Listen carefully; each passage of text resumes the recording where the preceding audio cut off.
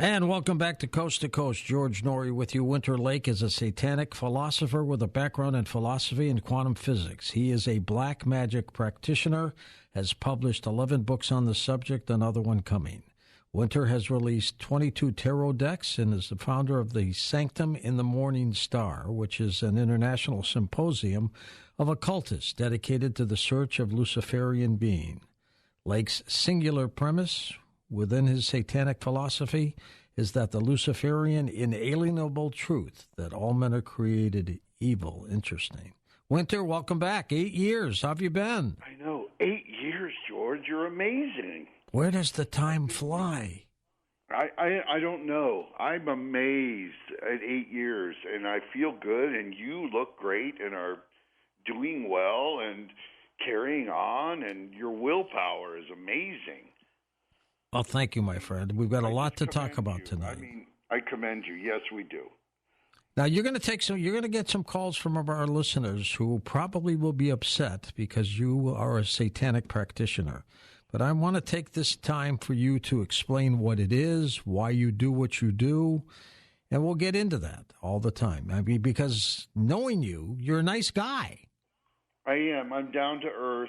I'm very much in the Hindu path of releasing the I, where I have no ego, which is quite the opposite of a lot of so-called satanic practitioners. They're very much pretentious. They think they're better than everyone else. They can't socialize and so on. I'm very much a businessman. I'm extremely real, and I keep it that way. My path is not for everyone, and I don't go around wearing it on my sleeve. I don't go around trying to bring others into the path. It is a path that is found. For me, yes, I believe that all men are created evil. I think there are variations of this evil, though, very, very hierarchical, whether it's lawful evil, those that are bound by the law, or those that are barbaric, very much like the ISIS groups or groups that seek out to just do harm to others. Yeah. Because they can. People that hurt animals, people that, like just barbarism. That is something that is not, I don't truck with. And I think you know this well. We've discussed it. But I just want to emphasize that for listeners to realize that you're not dealing with a crazy person. I've gotten very intellectual. I'm a philosopher and a quantum physics individual. And I look at things on multi-level situations. Let's talk about Lucifer. Who is Lucifer as far as you're concerned? Well, a name is a name. And Lucifer is energy, which is the dark matter cosmic of our universe. That is what I call it. You could call it God. You could call it cosmicism. You could call it anything. But really, it's for me, what taps me with it is the innate evil of that darkness. When you touch into it, it's not what I would feel, which is the construct of good. There is very much an evil there, a force of power of darkness. So I choose to call it Lucifer. Now, I don't worship it. I'm at one with it. And other practitioners like myself are at one. We don't bow down, but it's not really even carrying on self-worship. It's beyond that. And that is why I started the Sanctum of the Morning Star, to seek out more Luciferian being. But it's very cosmic, George. Lucifer, for me, is a sacred name, very much similar to Satan.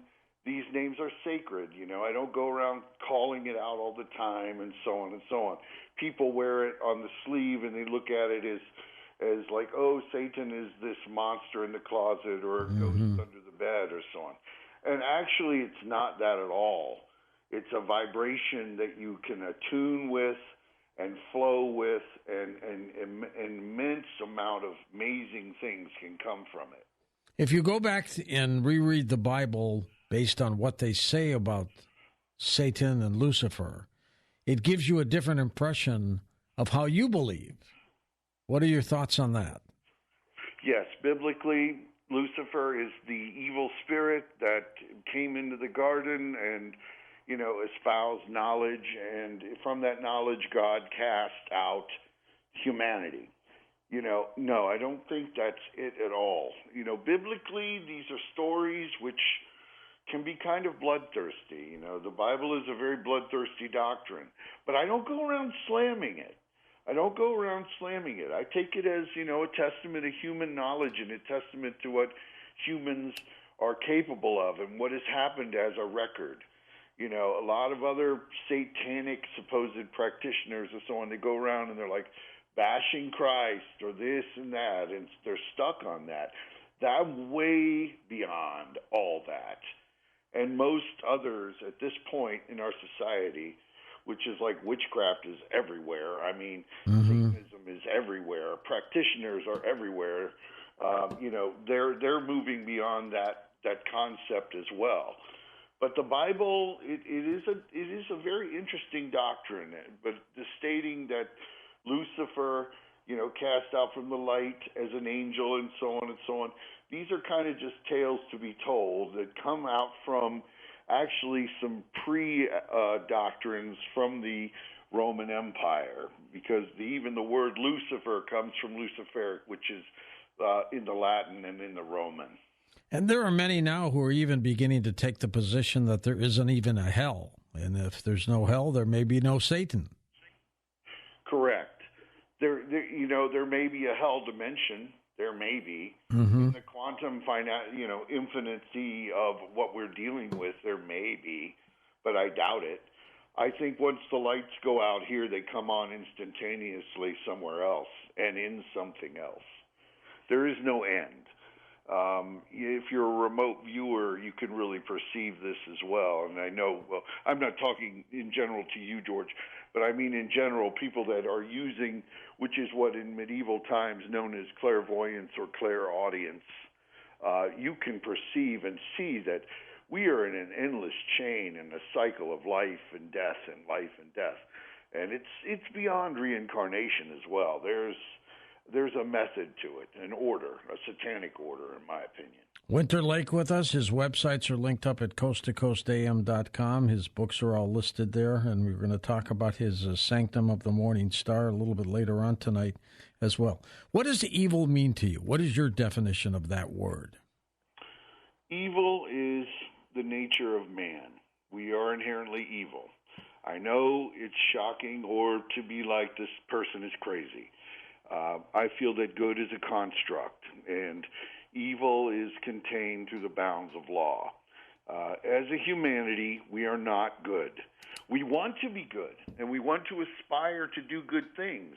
That doesn't mean that we're going to break the bounds of law. If you break the bounds of law, they are in place to constrain the beast. We're like a centaur. We're part human and part beast.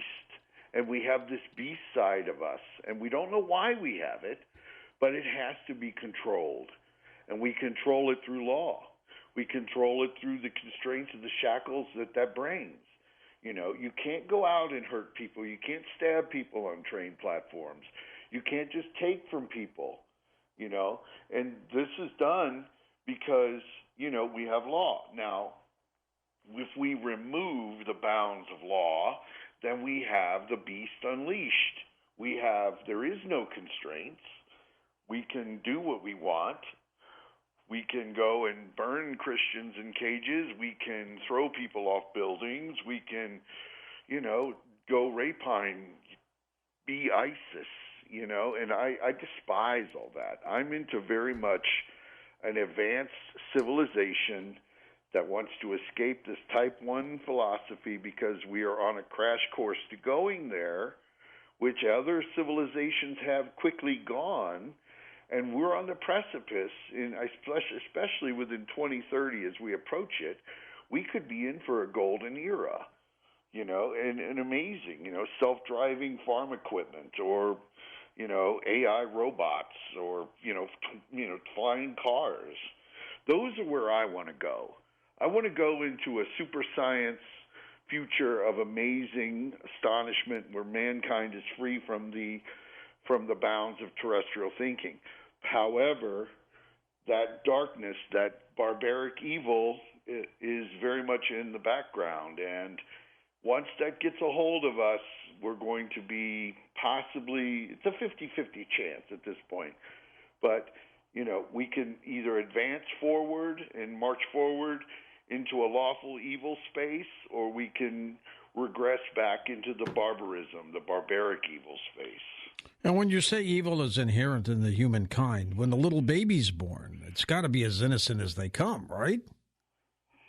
Yes, I mean, it's beautiful, and that's wonderful, but unfortunately, through the societal situation, it advances itself and realizes that has these innate darkness within it. At what age do you think that happens? Happens about 6 years old. That's it, huh? My gosh. Yeah, there's a lot of psychopathy starts to reveal itself. A lot of things psychologically occur. The child may harm animals or do things to other people. There are things that just occur, and children, they just carry out these very dark urges. Now, where are these impulses coming from?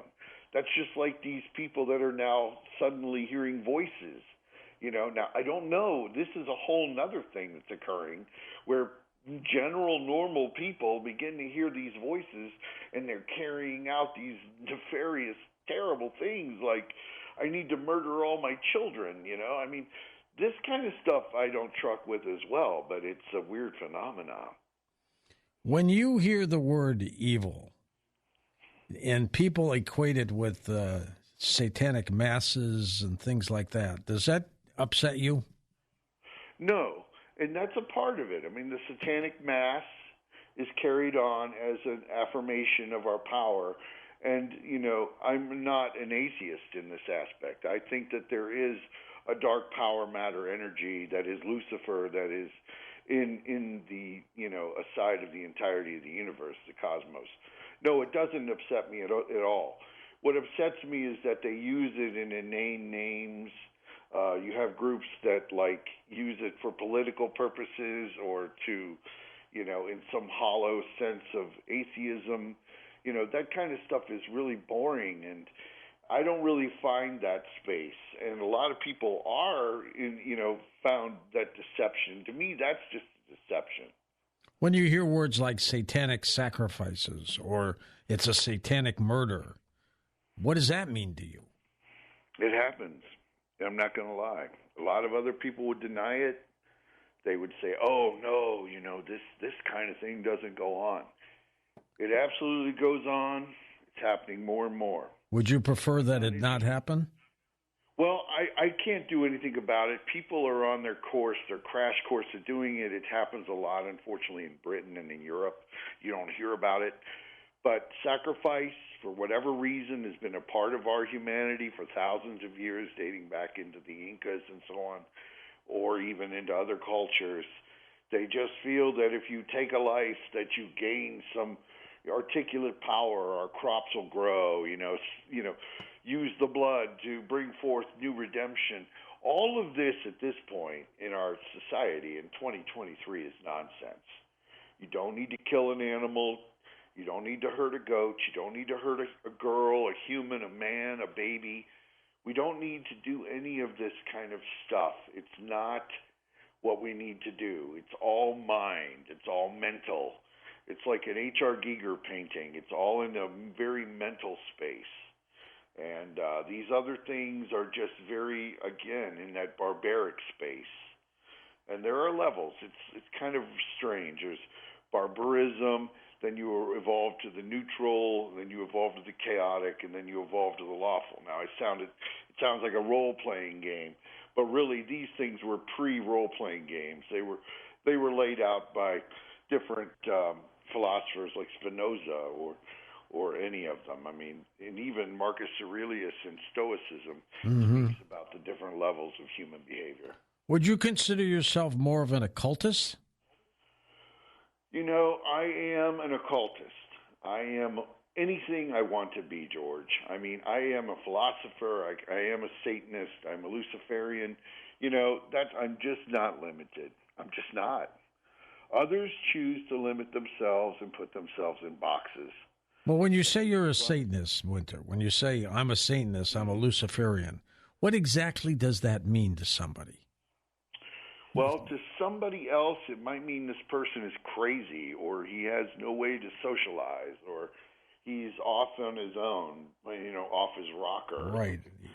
Because generally in the population, especially even 10 years ago, it would have been espoused that way. But now, people everywhere are, more into Halloween than they are Christmas. The church edict has really died.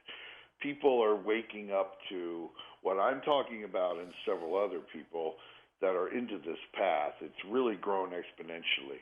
But what it means to me is that, these are the ultimate powers that rule in our universe. They're the energy, the synergy of the actual physical space of the cosmos itself and the dark matter.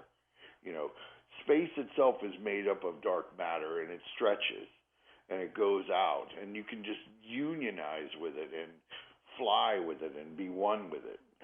Amazing. Is the religion of Wiccan the same as witchcraft?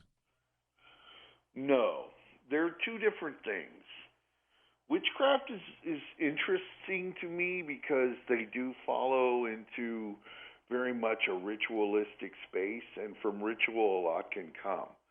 Wiccan to me seems very empty, and it seems like a very much, let's just pat each other on the back and have sex. I know that's pretty, I'm not trying to slam them. I have nothing against other people. And, per se, I have issues with Islam. But, because Islam has issues with me, they throw people off buildings, if you're an infidel. Not to deviate too long, but they're big on anyone who's not into their Islamic thing, it's not good. They kill you. They killed a little girl who had a ripped up Quran in her bag, They stoned her to death. Jeez. But back to the Wiccan witchcraft debate. That's been going on since Garland. Garland was a witch who was mainly started it in Britain, and there was a splinter group, and they said we're Wiccan, which is more like they believe that they were an evolved witchcraft and so on. But neither here nor there. They're not bad. Whatever they believe, they're still nowhere near trying to infringe on other people's lives. Crowley said, "Do what thou wilt," and so on and so on. You can to a point, but you don't want to. Me personally, have no interest in infringing on someone else's life. It's a waste of time. I don't want to tell people what to do. I don't want to rule the world. I don't want to rule the world.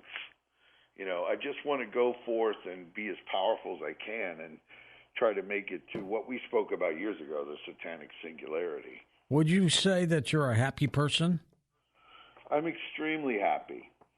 I know that's crazy for others to hear, but I have a life of non-wants.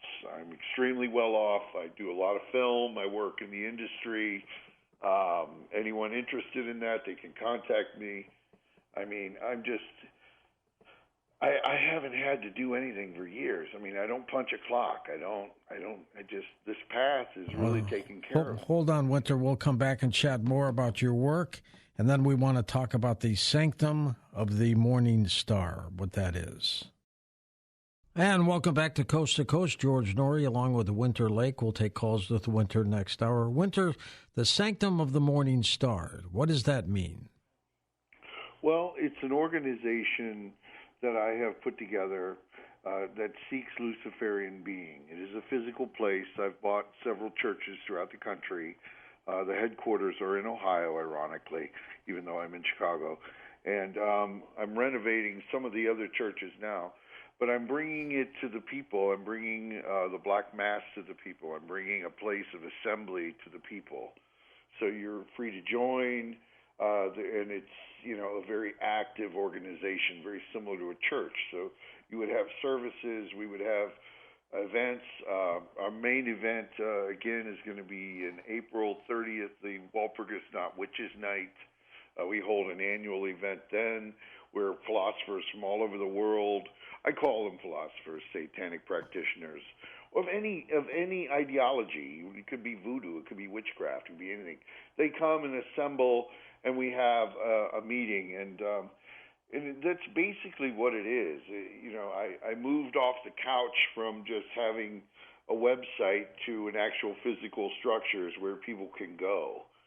And I think it's an advantageous thing for people, that have never been able to interact with others. Are they members, proponents of, vampirism and things like that? I'm sure there are. I mean, I have a lot of members. I have members that are, as I said, they're into voodoo and into heavy witchcraft and all kinds of stuff. So you don't have to follow into line or follow this path in order to become a member of the Sanctum of the Morning Star. The main thing is that there is a little bit of some vetting. We don't accept everybody. I don't accept, I'm going to say this, pedophiles or people that hurt animals or have a history of bad felonies and so on. But you're unique. You're unique with that. Not everybody thinks the way you do. I can't. I don't want it. I just don't want it. It's not. It doesn't. That does not advance our society. And by the way, Jimmy Page is listening to us. He just messaged me. I met him through Kenneth Anger, who's now deceased. But yes, the Sanctum of the Morning Star is an evolved new thing, and it's not really been done before. The Church of Satan had one officiating place. I'm not trying to model off that because they were atheistic. I actually knew LaVey when he was alive and so on as well. But, this is more moving it into like there's a church in my community, where I can go. And I call it church, but really it's a sanctum, and it's not getting there yet. I have 3 or 4. I want to get more, but, it's beginning, and we'll see. It's an experiment, Everything is in this kind of thing is very much in flux, and you see how it goes. I don't have any doubt that it will be successful by what I have already seen. So that's what I'm hoping for it, And I've got it on my website, and you can see the headquarters and see some pictures of what it is. I generally like a lot of antiquity. These things are very expensive and so on. But they're all paid off, and we are registered with the United States government as a non-taxable organization and so on. Jimmy Page, by the way, is the founder of the group Led Zeppelin, and he's quite a musician, isn't he? Yeah, he is. Yeah, he just messaged me. He's listening. I met him through Kenneth Anger. He owned a house that Aleister Crowley used to live in, and he's very reclusive. And he rarely speaks to me. I'm shocked. I just thought I'd mention it. A little shout out to that because it's not like him and I are like buds or something. We're not. I mean, I don't see him on the daily or even speak with him on the whatever. But Kenneth Anger I did before he died, and Kenneth Anger was heavily invested in filmmaking and so on, and heavily invested into Luciferian craft. And before he died, he wrote a lot of my forewords for my books, especially, some of the past few, over the past 8 years or so on. And he wrote the foreword for this upcoming book that I have. So, him and I were kind of tight in that regards, and he was in Los Angeles in an old folks' home, died penniless, unfortunately. But, that's just how some of these things happen. Yeah, tell us about Tomb of the Infinite Darkness. When does that come out? Yes, it's out of New York. Knopf and Macaulay are working on it. I think it's a head-scratcher for them because it contains a lot of Latin and spells they can't understand. I don't think they've ever really released a spell book, and that's what this is. The Tome of Infinite Darkness is a spell book, and it's delving into everything, all the knowledge of the thousands of years that I have delved into. This is my, magnifique, this is like the book of, books, and it's a build-up, and it's, got all my philosophy in it as well as all my influences from Lord Byron to Ada Lovelace, who was his daughter, who invented the first algorithm in a computer that didn't even exist, to, Dashwood, to Countess Bathory, some of her works and so on. So there's just so much in there. And it'll be interesting if they actually put it out. I hope they do, but they're having a hard time, with it, comprehending it. It's not just a book that you can put into an editing AI and have it figured out, because it's not going to understand what, Countess inversus mysticarum means. So, I mean, these words are magic words like Nephrekata and so on. Yeah, exactly. And, they're not going to be understood. Tell me about your tarot card decks. Well, I've got 22 of them, and I'm working on another one. I work on them all the time. Are they all different? They're all different. The Hieronymus Bosch one is really interesting. I have one on Witchcraft Couture, which is very sexy. I have a lot of them, and they're all different, and they're from different eras of time. But I can tell you, George, they all work in the system. They're not just like picture cards that you can just like play with, and well, you can if you want, I guess. But to be honest, I develop them when they call to me. There's like a synchrony to it. It's quantum physics and quantum entanglement at this point with the tarot and me. It's a tool. It's like a carpenter who uses a hammer. These are just like the tarot and me are like one. But I have no ego about it. I don't go, I got the big balls and blah, blah. No, this is like a very much, like in the middle of the night, I'll see the tarot card flash in my mind, and I must get up and draw it, or I must inscribe it. It's very much like runes, like when you, in the runic tabloid, you would, visualize the Isa rune, and it would vibrate in front of you, and it would take you into gateways and so on. That is very much what the tarot is to me now. So I've released 22 decks. Amazon has put them all out. Wow. They're all available. It's shocking. Yeah, he's way into it. And my bestseller is the Tarot of the Black Arts, which is very satanic. It has very visual, a lot of color to it, and it really tells really accurate tales. Like, it really is very specific, and it goes through all time, whether it's past and future and so on. I actually did a tarot reading earlier, whether someone was murdered or not, and they weren't. It was an accidental gunshot thing. Amazing. Do you, when you perform, do you do curses on people?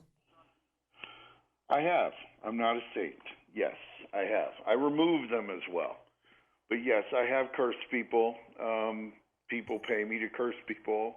If I find that they're not petty and they're worthwhile, yes, I will.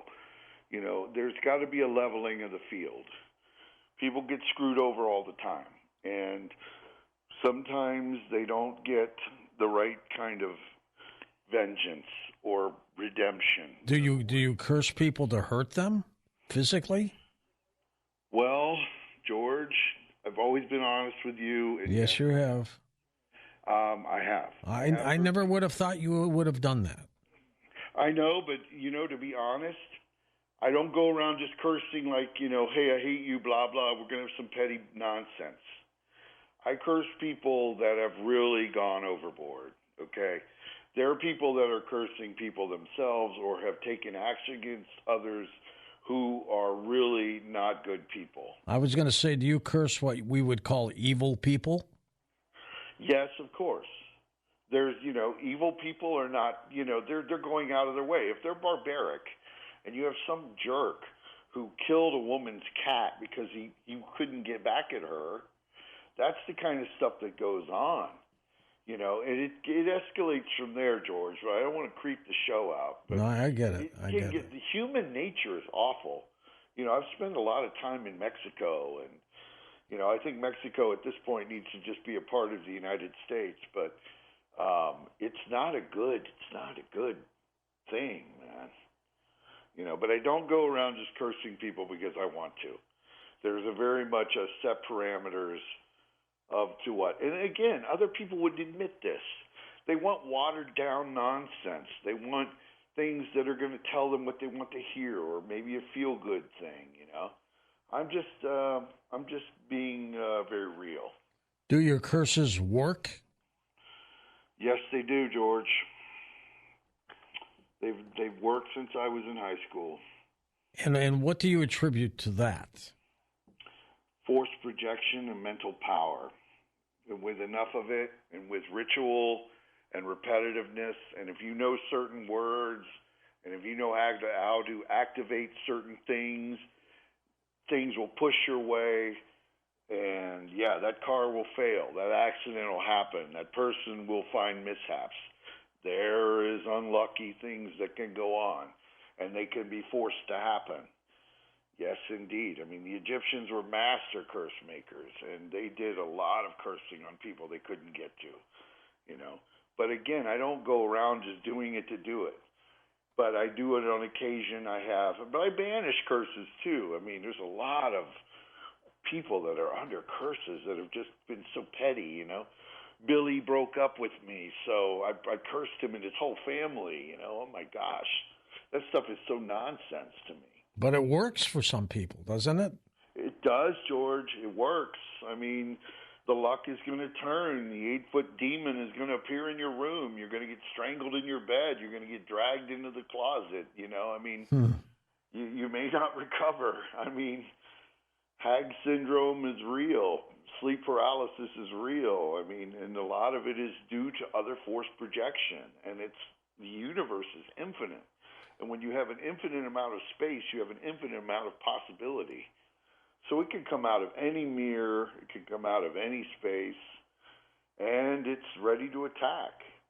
Winter, when you made the decision to become a Satanist, a Luciferian, what was the point that changed you?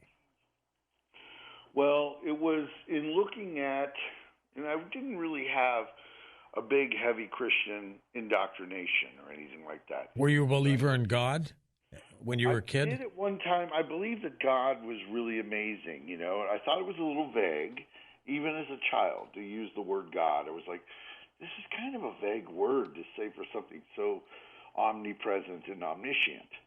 And so I looked at it, and I just found that it didn't work right with me. You know, I looked at it from the biblical sense. You know, they said that Jesus, you know, not they, but in the writings it's inscribed, Jesus first risen from the dead, but he wasn't. You know, it was Lazarus who was really the first risen through his necromantic powers. So there were a lot of contradictions that just didn't add up for me. So the path found me, and it just pulled me right in. That's kind of how and it happened at 5 years old. So 5 years old? Yeah, I was 5 years old reading the Bible and doing tarot cards, and I was making my own tarot cards. What did your parents say to you at the time? I kept it secret, George. They didn't know anything about it. So. Did you tell your friends? Not really. Not really. This was secret stuff. Never heard anything, though. Never. I never went around killing animals or any of that nonsense or showed psychopathic shit. That was. Okay. I'm sorry about that, sir. Okay. Sorry. No, I understand. And we took care of it. Yeah, I never showed that psychopathy. So. At what age did you really start to magnify these abilities? At about 13. Oh, so you were still a kid. Yeah, I was. 13. Did you have a teacher? No, I just read a lot at the library, studied what I could find. It was in the late 80s. I was having alien activity. I was taking radios apart, and I was just really a different type of kid, man. You are a believer in extraterrestrial life, aren't you? Absolutely. Absolutely, and you can tap into that, and that's part of it too. Yeah, I mean, that's a big part of it. That extraterrestrial life exists, and it's cosmic, and you can tap into that. You can reach your mind to that. Do you believe in angels? I used to. I don't even call them angels anymore. But however, I have seen some things where there's been weird mystical intervention on people. But no, not anymore. I don't. But you believe in miracles, I bet, then. Well, I've seen some. I don't know. Humans are in a capacity to do great things as long as they can focus. And it's amazing what the mind can do. Lift up several tons of steel when their child is under it and so on. These things happen. I don't know. As I said before, in an infinite amount of space, you have an infinite amount of possibility, and we are just scratching the surface. We truly are. Where do we get your books? You can find them mostly on Amazon.com. That's basically where they are. He's really put them all out for me, and they're available. He publishes them. You can get them really quick, and I have a lot of them. So the internet is amazing for some things, isn't it? It is. It is. It's amazing for some things, but it also isolates, too. It's weird. It really is. All right, we're going to take a short break and come back with Winter Lake and take phone calls with him next hour here on Coast to Coast. So jump aboard, give us your thoughts. And we're talking with him about his belief system of Lucifer and Satan. And whether you agree or not, do it in a civil manner, folks, if I can. And his website is linked up at coasttocoastam.com, winterlake.com, LAAKE.com.